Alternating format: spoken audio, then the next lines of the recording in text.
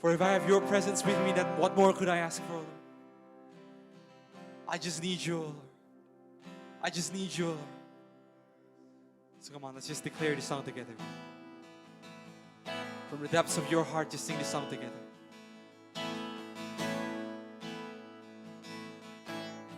Sing, Lord, I come. Lord, I come. I confess, bowing here, I find my rest. Without you, I fall apart. You're the one that guides my heart. Lord, I need you. Oh, I need you. Every hour I need you. My one defense, my righteousness. Oh God, how I need you. Where sin runs deep, your grace is more. Grace is found, it's where you are. Where you are, Lord, I am free. Holiness is Christ in me. Lord, I need you. Oh, I need you. Every hour I need you. My one defense, my righteousness. Oh God, how I need you. Lord, I need you. Oh, I need you. Every hour I need you.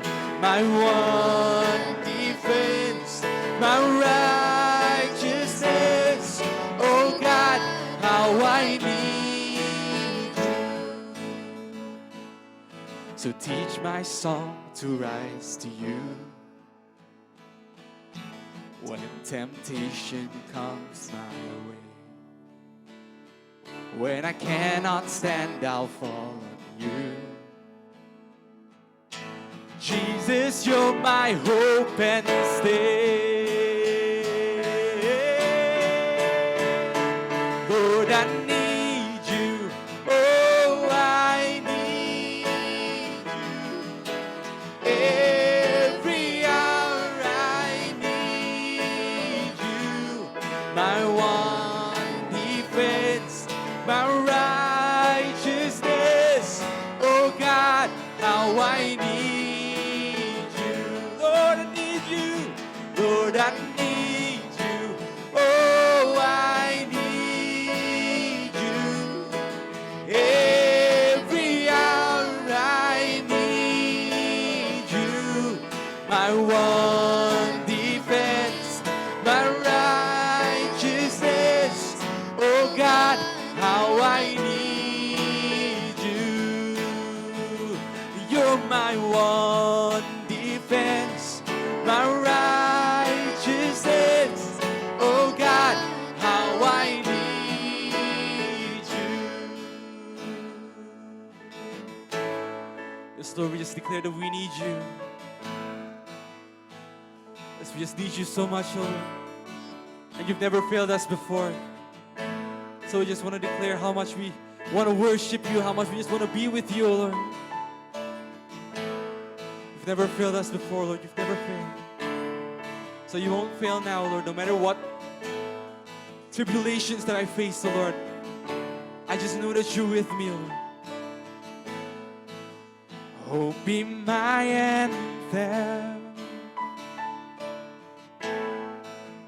Lord, when the world has fallen quiet, you stand beside me. Give me a song in the night. And Jesus, I need you every moment. I need you. Hear now this grace, but heart sing out your praise forever. Beauty for ashes, you find the weak and contrite heart, shoulder its burden, bring it into the light. And Jesus, I need you every moment.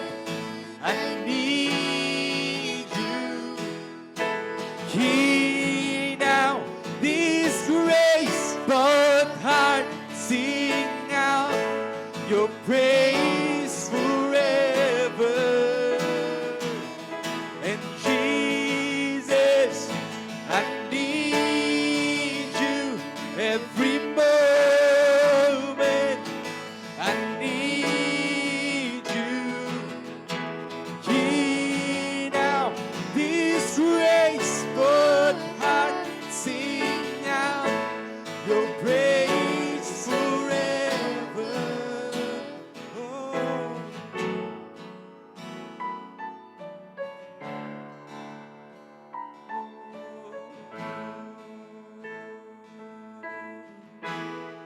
Remember love, remember mercy. Christ before me, Christ behind me. Your love and kindness has never failed me. Christ before me, Christ behind me. Remember love, remember mercy. Christ before me, Christ behind me. Your loving kindness has never failed me. Christ before me, Christ behind me. Remember love, remember mercy. Christ before me, Christ behind me. Your loving kindness has never failed me. Christ before me, Christ behind me. And Jesus, I need you every moment. I need you. Hear now this grace, but heart sing out your praise forever. Oh Jesus, I need you every moment. I need you. Hear now this grace, but heart sing out your praises forever. Remember mercy. Christ before me, Christ behind me. Your loving kindness has never failed me. Christ before me, Christ behind me. So Lord, you've never failed us before, Lord. Just want to thank you, Lord. We just want to thank you. And today I want to talk about extraordinary. Extraordinary. Anybody can tell me what's the difference between extraordinary and ordinary? What's the difference? The difference is extra. Right? So the difference is extra. Today I came here and the first thing that Anja says was that something wrong with the sound system. Something wrong with the sound system. And I was like, okay, let's figure things out. Let's figure it out because it always happens. Now the difference between the service with speaker or without speaker, you can tell the difference. And that's like our life. It's like our life. Whether we choose to be or have an ordinary life or extraordinary, when you are in that ordinary life, you don't understand extraordinary. But when you live life extraordinary, and when it becomes ordinary, you can feel it. Just like today, you can feel it that the speaker's not working. It feels like something different. Something's not clicking. But for those that come here for the first time, they don't know. They don't know. They think that this is normal. So same thing with our life. The difference between extraordinary and ordinary is that extra. If you live an extra, you make an extra effort in life, then you will have an extraordinary life.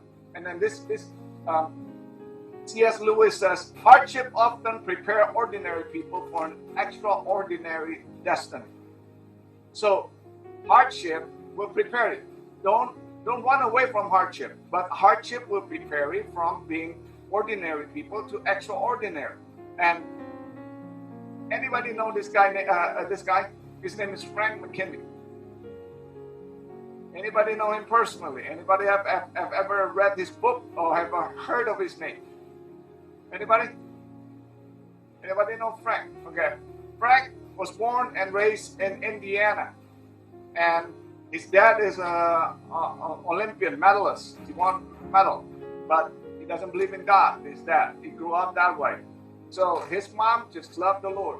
So he grew up with two different views.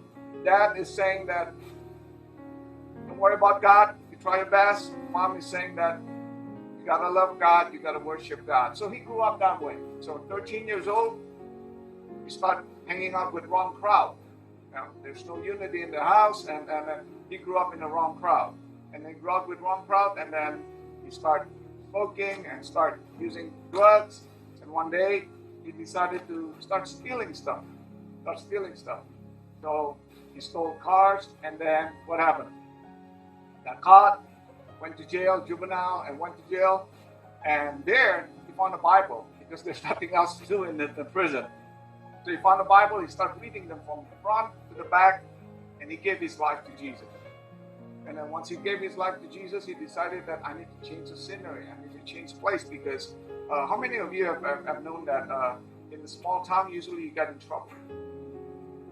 People run away from small town, you got in trouble because of small town. Grant shaking head, we've been in Indiana. We thought that Indiana was safe, but it was just trouble. And so he moved to Florida, and what he did in Florida was that he worked for a golf course. He earned $130 per week.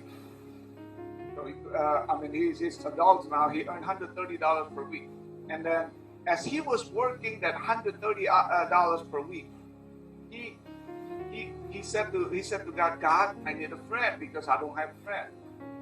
And because he just kept reading the Bible, then he made a decision that God is my friend.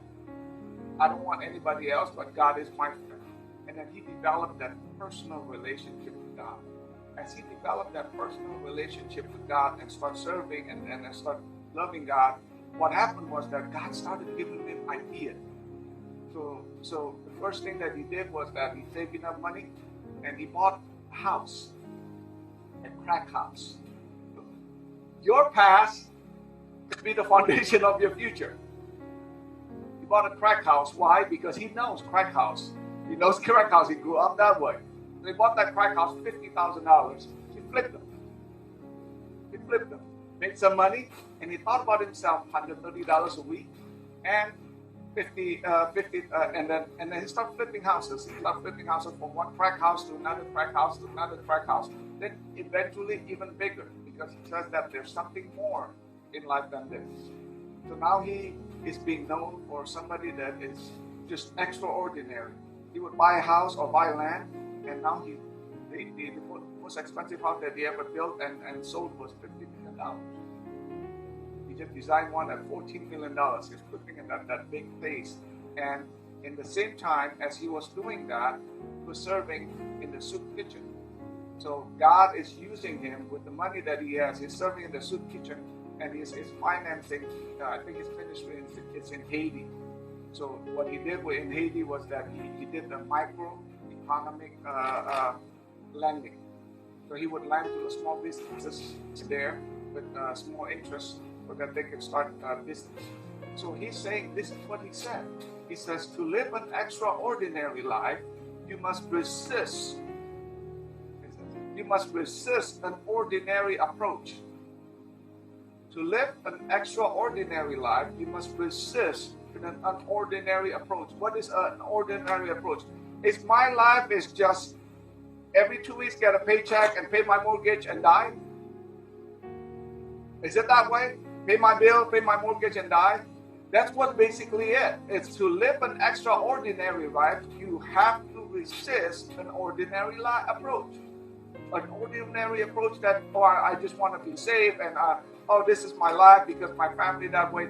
He refused to acknowledge that just because my dad is this way, my mom is this way, so I'm going to be this way. You don't have to follow your dad's destiny or your parents' destiny. You have your own path because God has an own plan for you. And that's what he believed, because as he seeked God and put God as his friend, God started to speak. Now I want to talk about that extraordinary by the guy, by a character in the Bible named Elijah. Every one of you know Elijah. Elijah is the disciple of Elijah. Now, the story goes in 2 Kings verse 2. It goes something. When the Lord was about to take Elijah up to heaven, remember Elijah is one of the three that didn't die and went to heaven. And a whirlwind, Elijah and Elisha, not related to one another, Elijah and Elisha were on their way from Gilgal. Elijah said to Elisha, stay here, the Lord has sent me to Bethel. But Elisha said that surely as the Lord live, as you live, I will not leave you. So they went down to Bethel. And then it went on to the company of prophets of Bethel came out to Elijah and asked, do you know that the Lord is going to take your master from you today?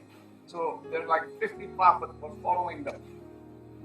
And then, yes, I know, Elijah replied, so be quiet. Then Elijah said to him, stay here, Elijah. The Lord has sent me to Jericho. And he replied, which is Elijah, that as surely as the Lord live, as you live, I will not leave you. So they went to Jericho. And the company of prophets at Jericho went up to Elisha and asked him, do you know that the Lord is going to take your master from you today? And his reply was, yes, I know, he replied. So be quiet. Okay? In the Greek word, so shut up. Okay? So and then Elijah said to him, stay here, the Lord has sent me to Jordan.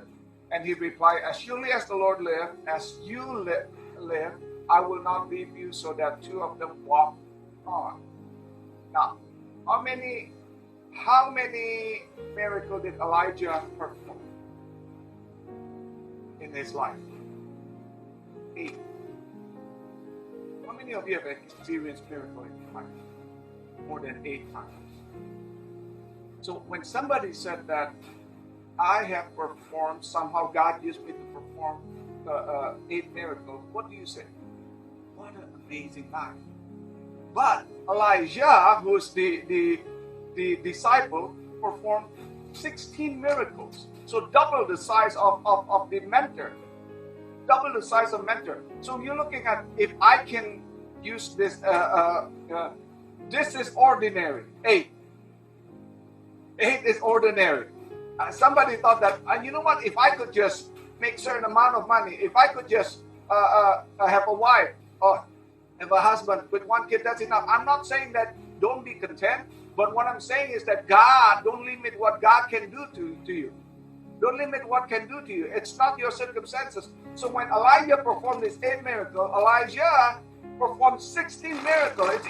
It's crazier. Now the question is that What does it take for Elijah to have that ordinary to extraordinary? What does it take? The extra. Now I'm gonna talk about this until next week and the week following. So, I'm sorry. I'm good. Did you record this? Okay, thank you.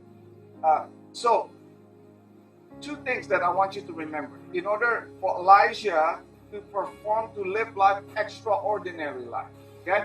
To live an extraordinary life. Number one is pretty simple. Number one is be committed and stay focused. Why did I say that?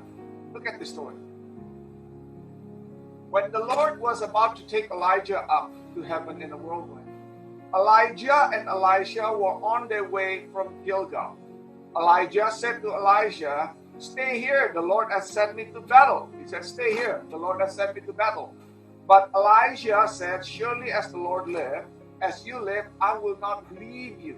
So they went to battle. And then the next one, it says that when the Lord was about to take up Elijah in heaven in the whirlwind, and it says, "I will not leave you."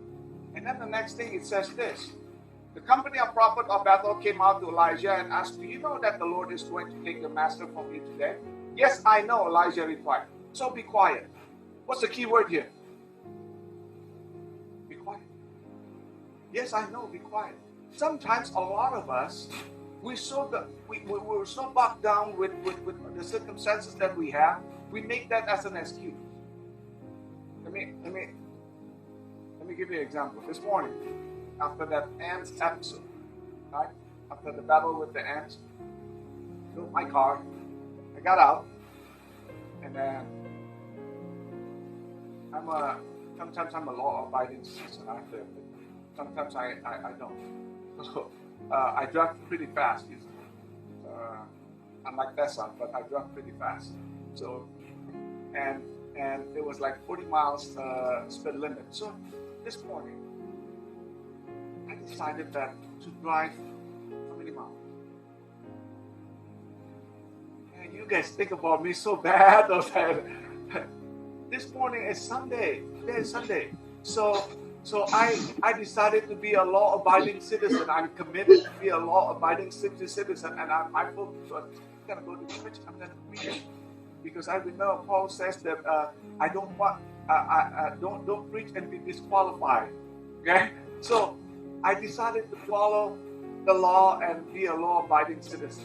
Guess what happened?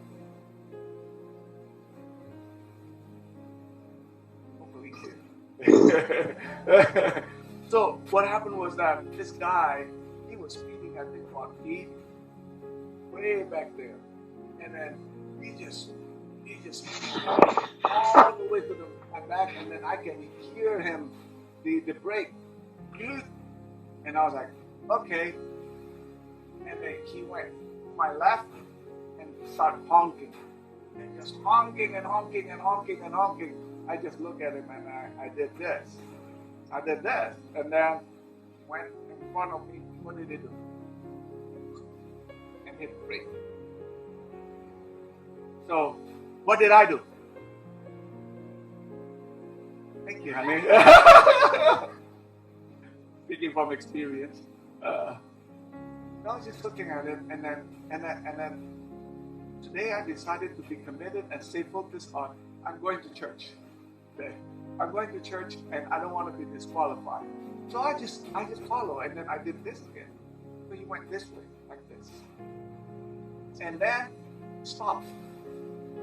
Why you stopped? Then he went on, and then red light. Red light, he moves to the right. So what do I do when he moves to the right?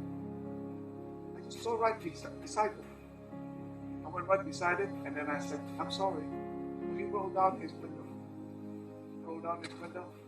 And then he says, "Come down, I'm gonna fight you, I'm gonna beat you, bleep, everything." So I just rolled down the window. I said, "I'm sorry.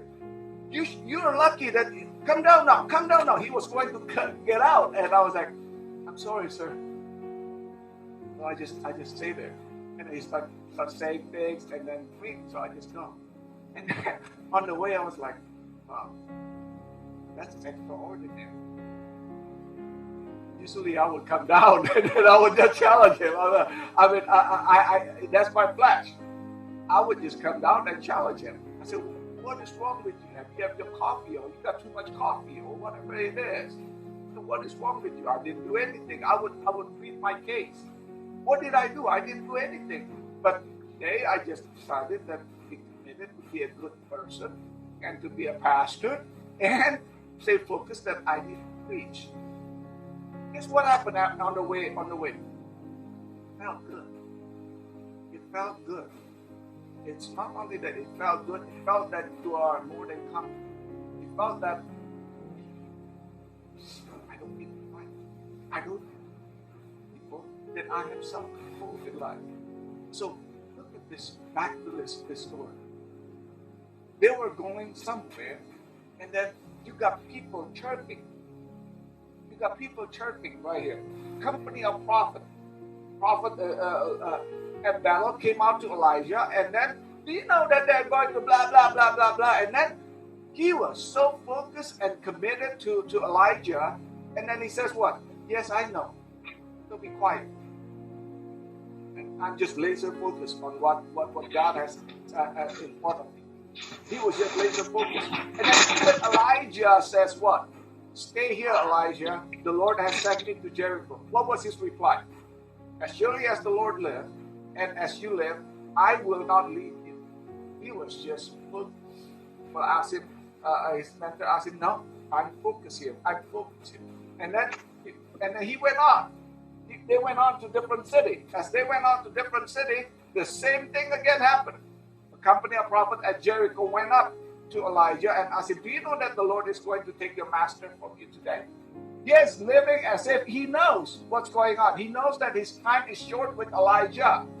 So no matter what the circumstances, no matter what's the distraction, he says, I know. So be quiet. I'm just laser focused in life, and laser focused that whoever that's chirping or talk bad about me and talk bad about you or whatever it is, I know. Be quiet. And then his mentor, the one that close to him, says to him, stay here. And the Lord has sent me to Jordan. And he replies, surely as the Lord lives and you live, I will not leave you. How many of us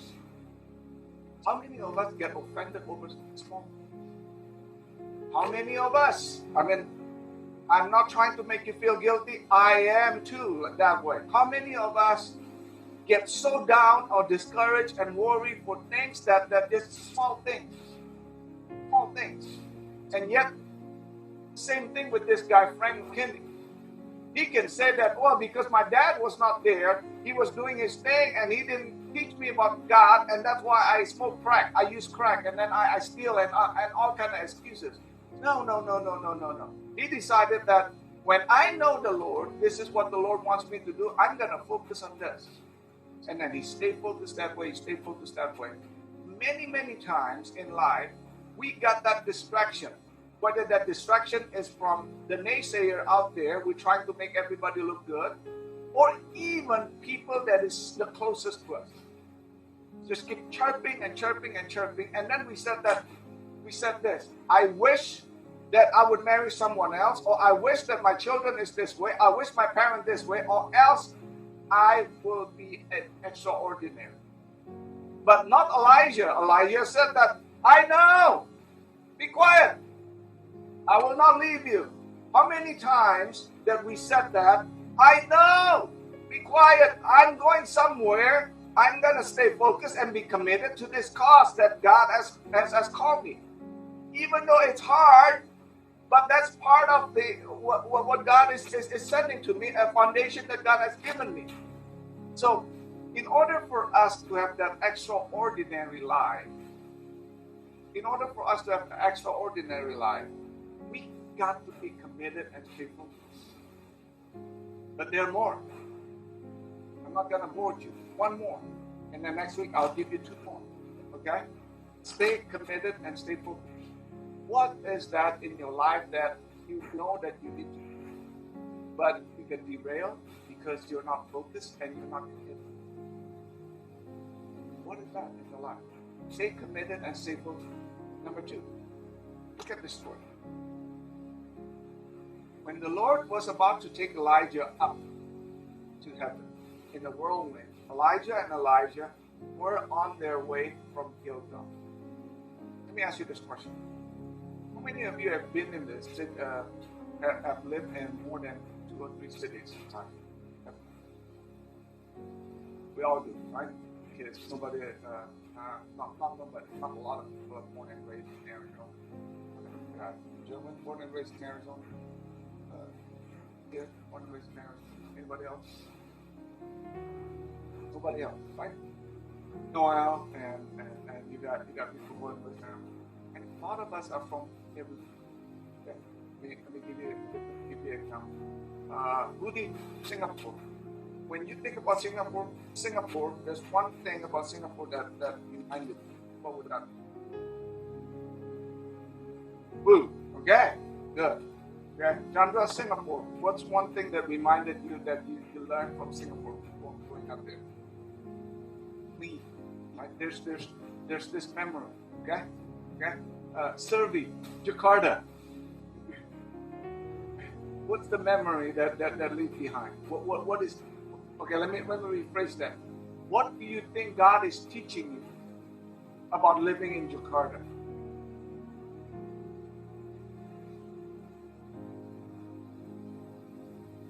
There's one experience in every city that you've been living in. There's a meaning to it. What's that?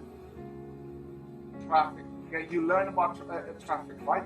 So in the Bible, when God was born in a certain city, or when God says that he was from this city or that city, it has meaning, right? So for me, New York has certain meaning. New York means ministry, learning, have nothing but serving the Lord. That's for me.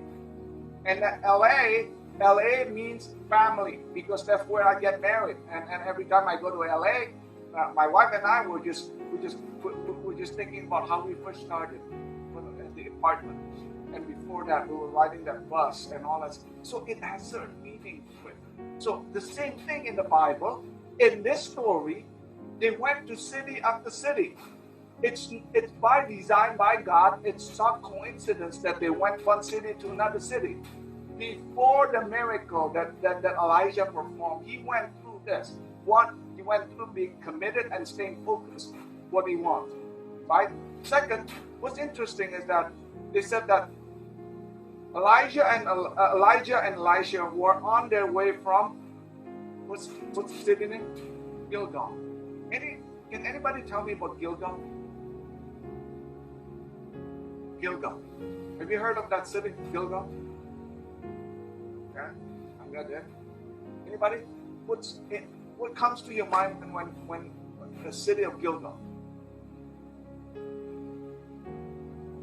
heart of pollution. Singapore, clean. Gilgal. Anybody? Story. Okay? Moses died. He didn't go to the promised land. Remember that? And then took Joshua took. And God says to Joshua, look. And then what did Joshua do? Conquered the city of Gilgal. Jericho, right? So apparently that's not the story. So he conquered the city of Jericho. After they conquered the city of Jericho, they went inside the promised land. They're very happy they went inside the promised land. God has promised them to give them promise. Things happened after they went inside that city. And then God says this, I need you to do one thing, Joshua. And this is where the story picked up. When all of the Amorites came west of Jordan and all the Canaanites came along the coast, heard what the Lord has dried up Jordan before the Israelites until they had crossed over, their heart melted and in fear. They no longer had that courage to face Israel. Remember, they were Ark of Covenant, and then the river parted just like Moses when he parted the Red Sea, and Joshua did the same thing. The river parted all the way from from the source. The source is named Adam. Next time I'll do Bible study of that part. And they saw, the enemy saw that what happened to the Israelites. And then at that time the Lord says to Joshua, make flint knives and circumcise the Israelite again. Joshua made flint knives and circumcised the Israelite at Gibeon Harel. Okay? Circumcised them again. Now, this is why he did so.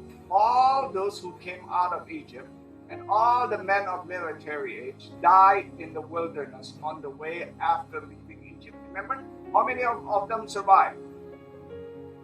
Only two. Only two got to taste the promised land. Right? So what God is saying is that all of you that have entered is going to enter promised land, they were not circumcised. So I need you to circumcise all of them. Okay? And all the people that came out of have been circumcised, but all the people that born in the wilderness during the journey of Egypt had not. Israel had moved in about in the wilderness 40 years until the men who were military age when they left had died. Since they had not obeyed the Lord, for the Lord has sworn to them that they would not see the land as solemnly promised their ancestors to give us, and the land of flowing of milk and honey. So raise up their son in their place, and so they were sons of Joshua circumcised. They were uncircumcised because they had not been circumcised on the way. And after the whole nation has been circumcised, they remained there in the camp until they were healed. How many people were circumcised? How many men? 1 million men were circumcised. 1 million men circumcised. Okay? Now, my question is, why do they need to be circumcised? Right? Why do they need to be circumcised? And every one of you know what circumcision is. They take part of the skin and then cut it off. Cut off the flesh, part of the skin, cut off the flesh. Now, in the Bible, story in the Bible, the first circumcision happened in Genesis chapter 7. That's where God says to Abraham, I will bless you. Second or third time that God says to Abraham, I will bless you. But in order for me to bless you, this is the sign of the covenant, that you need to cut off part of your flesh as a sign of my covenant with you, that we will make today. So the word circumcision in the Bible is cutting off part of the flesh. Cutting off part of the flesh. And so they did that. Joshua did that to all the people. And they did that in the sea. And the Lord said to Joshua, today I have rolled away the reproach of Egypt. So the place has been called no God. What is significant about Gilgal? Gilgal is the mind of everyone. That's the place where you have to cut off part of the flesh. That's it.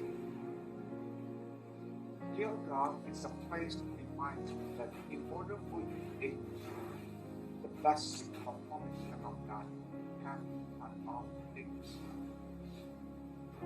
It doesn't mean that every one of us is a, but what it's saying is that in order for us to live an extraordinary life, number one, what we got to stay committed and focused. What God has in store for us, what God, no matter what happens, whether this guy is trying to fight you, or this guy is trying to derail you, or this woman is trying to stop you from doing what you think, you got to be committed and focused. Lack of focus, a lot of time, lack of focus makes us become an ordinary person, not extraordinary. And the second thing, that in order for us to enjoy, God has made you promises. He said He will bless you. You will be the head, not the tail. And why am I continuing to be the tail? It's because you are not cutting things off your flesh. You are not cutting things off your flesh. If we walk to enjoy or to see the miracle, that extraordinary miracle of Elijah, they went through that city. They went through the city of Gilgal, and I want you to read the rest of the story before I talk about it next week. There's a significant understanding of the rest of the city. Why God put the city? Why do they have to travel? Now, when they travel city to city, we're not talking about 5-10 miles. We're talking about 60 miles by walking. So they go to Gilgal, and then they stay in Gilgal for a reason. Elijah didn't just go there and then, let's take a walk before I die, or before I go to heaven. I need exercise. No. They go there, they spend days walking, maybe months. And during that time, there's a reason for God to put it there. Maybe and same thing with every one of us. There's a reason that God put us in certain place for us to understand, for us to learn. To learn about life, to learn about how to overcome difficulties, and in order for us to go from one city to another city, or one trial from another trial, or one temptation to another temptation, to overcome them, God is saying is that God will stay focused in what God has done. Everyone is different. Everyone is different. For some, maybe opening a business. For some, it's just serving the Lord. For some, it's just working 9 to 5 and be committed and stay focused and treat them as you're serving the Lord. When you do that, God will give you more. And then on top of that, by staying focused and staying committed, you've got to be able to cut off things of the flesh. What are the things of the flesh? There are things that will derail everything. I'm doing this one project, my partner. And we plan to get things done. And then 3 days ago, went there, workers out there. So we call them up. Hey, where are you? Hey, where are you? They pick up the text. I'll be there later today. Guess what happened? I'll be there tomorrow. Okay. You'll be there tomorrow.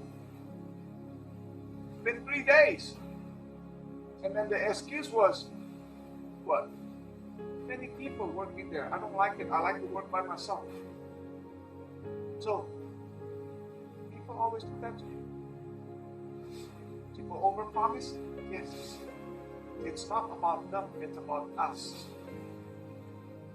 It's not about how they or what they do. It's what's sense. We have high expectation. Does it mean that we have to lower the expectation? No, continue to have high expectation.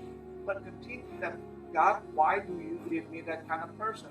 It's because for us to learn, cut off the things of the flesh. That want things to be done our way, want things to be done our way. Amen. So, think, want to have an ordinary life or extraordinary. Frank made this decision from Indiana. That he made the decision that I don't have any friend, and therefore the only friend that I can trust is Jesus. And in order for me to know Jesus, to have befriended with Jesus, I need to know him personally. And in order for me to know him personally, it's by reading the Bible. And then he read the Bible in and out of the Bible, and then in order for him to go even further, is to do what Jesus asked him to do. And he did exactly that. And I'm not saying that to this God will bless you. No. But that's his commitment. I need a friend, and that friend is Jesus. You can't find anyone else. So he is committed.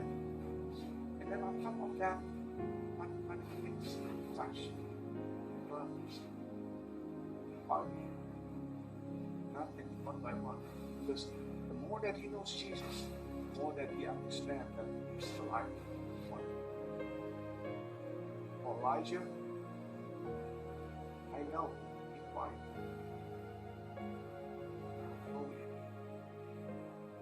I know he's quiet.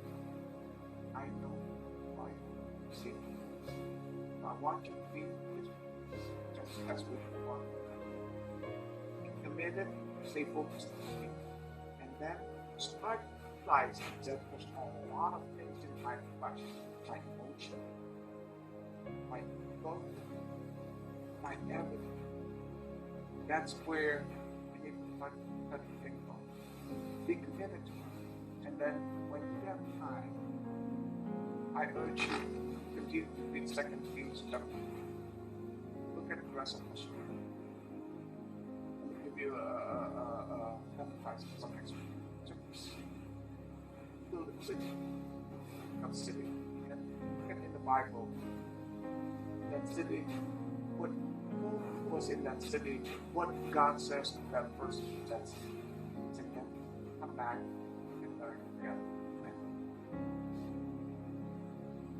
Father, we thank you, God, for today, Lord Jesus. Bless you, God, for you are not only an ordinary God, but extraordinary